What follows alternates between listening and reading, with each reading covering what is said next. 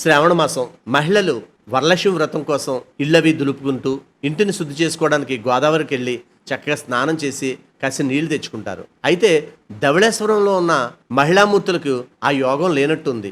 ఎందుకంటే ఒక్కసారి మనం రాంపాదాల రేవు చాలా సుప్రసిద్ధమైన రేవు. ఈ రేవులో ఎక్కడ చెత్త అక్కడే చాలా దారుణమైన పరిస్థితి. అందులో పాములే ఉంటాయో, తేళ్లే ఉంటాయో, లేకపోతే మరేదైనా ఉంటాయో, లేదా మందుబాబులు తాగి పడేసిన సీసాలే ఉంటాయో, వెళ్ళడానికి కూడా భయపడుతున్నారు.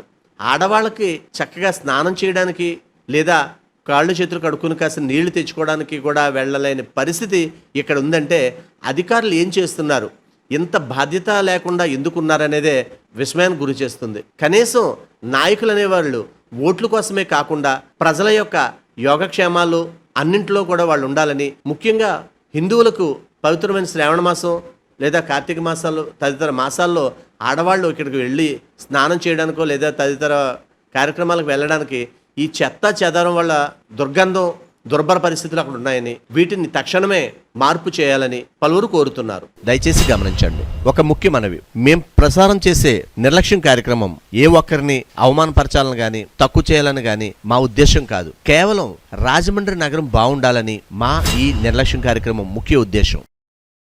ఇలాంటి చాలా ఉన్నాయి, ఇంకా దాచాం కుప్పలు కుప్పలుగా.